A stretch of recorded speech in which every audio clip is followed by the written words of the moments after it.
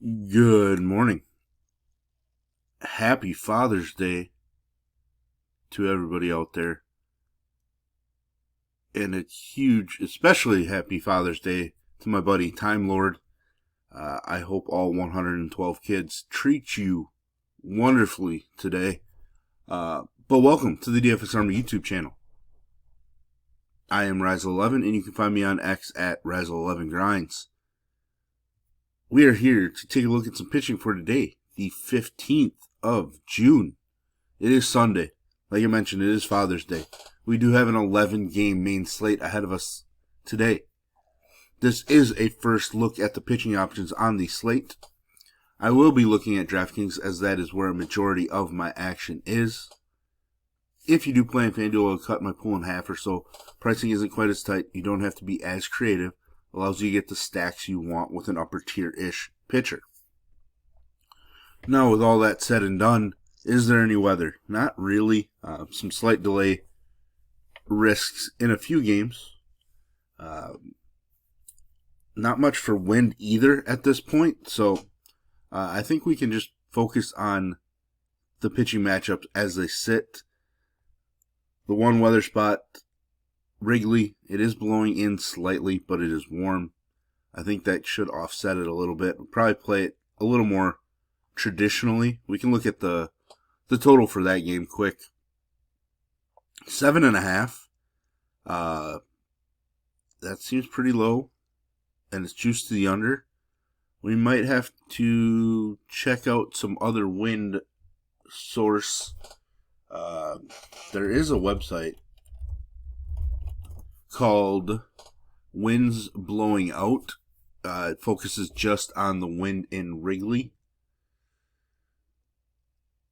And yeah, it just looks like it's 7 to 10 miles an hour much of the day. It's kind of weird to see the total at where it is, especially given that it's Mitch Keller pitching on the road in that one. But I guess he's been better on the road than at home this season. Still, it seems pretty low for the Cubs offense. Anyways, we're here to talk pitching. So let's just jump right into the first one. Colorado, Atlanta. Colorado absolutely dominated by Spencer Strider yesterday. It looked like his elite self. Now we get Grant Holmes. Not quite Spencer Strider-esque, but 9 strikeouts in 2 out of his last 3 games. His K-prop, I believe, was 7.5, which I thought was ridiculous, and it is 7.5 juice to the under. But it's tied with Mackenzie Gore, and I think that might be it. Yeah, tied with Mackenzie Gore for the top K-prop on this particular slate. An aggressive number for sure, but obviously it's a matchup we just basically close our eyes and take the pitcher every time against Colorado this season. Austin Gomber making his return from injury. Been a long road to get back here. Up to 69 pitches, so it should be around 80 to 85. I don't think I'm going to go with Gomber today, but he is somebody that we've used in the past. I'm just not going to get there today, I don't believe. Miami and Washington. Very interesting spot. Mackenzie Gore. Just talked about having the highest K-prop on the slate. 2 earned runs or less in 5 straight starts. Plus matchup. He did struggle against Miami the first time I faced him. But he's been absolutely dominant, like ridiculously dominant when pitching at home. His K numbers are actually slightly better on the road, but his K numbers are just strong all around. But his overall numbers at home, just ridiculously dominant. Going to have to go with Mackenzie Gore for sure. Yuri Perez, making his second start back. Should probably be in the mid-80s for pitches. I don't think he'll quite get to 90, but maybe. I like his upside. He started out picking up some strikeouts, but he kind of hit a wall in that Pittsburgh start. I think he's worthy of some dart throw action. K-prop of 4.5, juice to the over. I do think there's upside with him, but There's obviously a lot of volatility.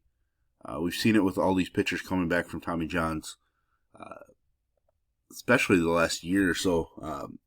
They've really had some sporadic performances. They'll have innings where they just look absolutely dominant, and then an inning where they look like they've never pitched in the majors before. So, but I think Yuri Perez is certainly viable on the slate.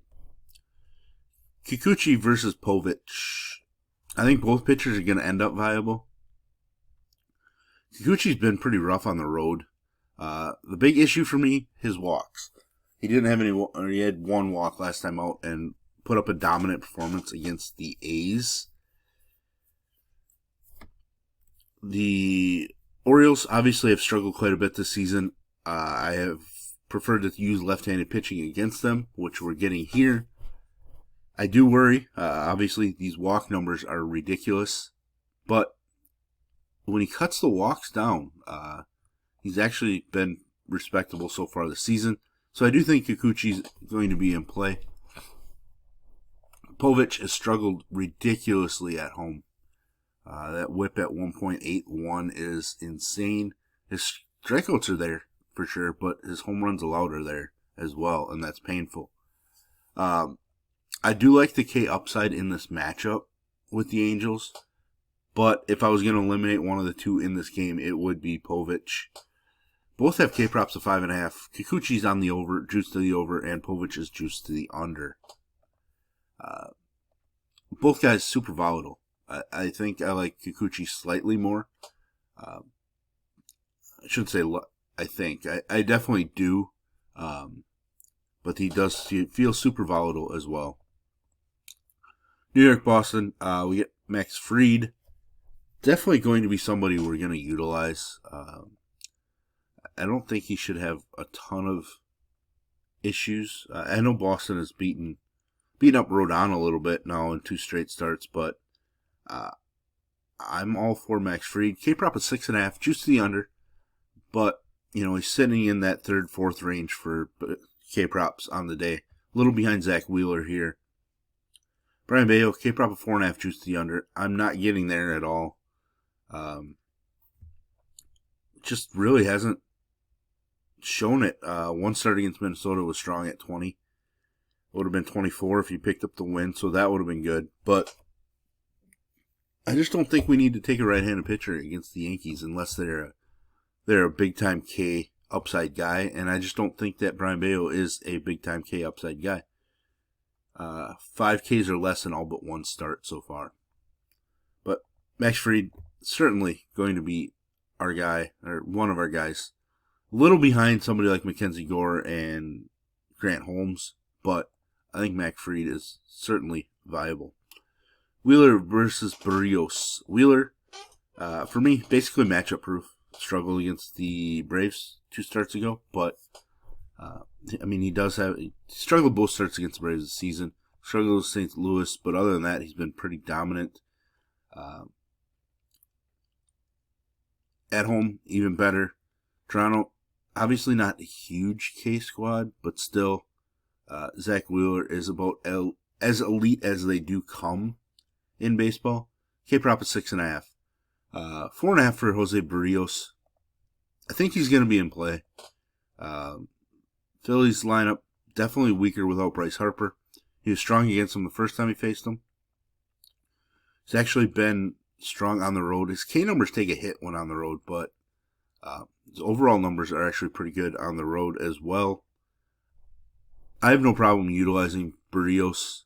I think he's going to be just fine on the slate, so maybe he falls in line with Max Fried. I think Max Fried's fine, and then we're going to use him because he does have upside. Tampa Bay and the Mets. Canning versus Shane Baz. Canning at home hasn't been as strong. Coming off of a rough start. It's been pretty bad in 3 out of his last 4. One dominant start was against the Dodgers, though, so that shows us what he's capable of doing. I think he's going to be viable.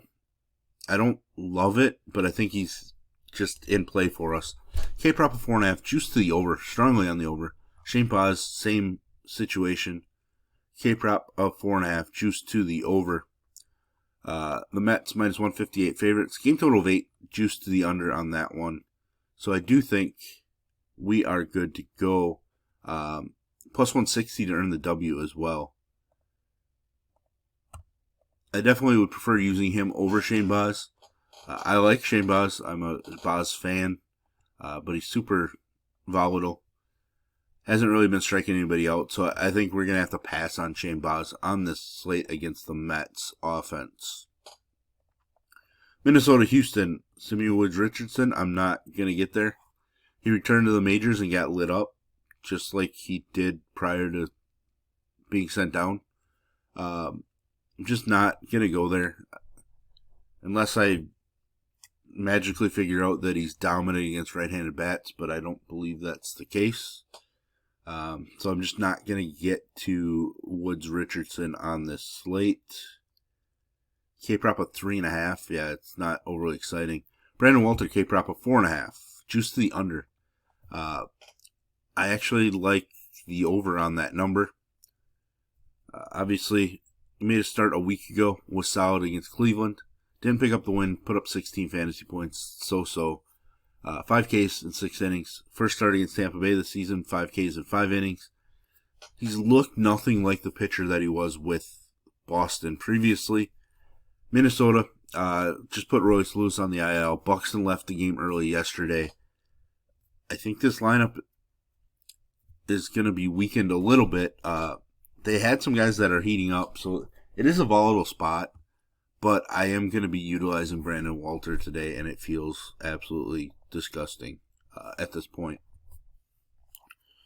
The A's and Kansas City. You got 2 pitchers with K-props of 4.5. Noah Cameron, juiced the over. Jeffrey Springs, juiced under.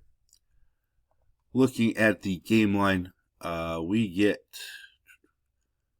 Kansas City minus 158 favorite. Game total of 8.5, juiced to the over. So I like Cameron. He's coming off of a rough start.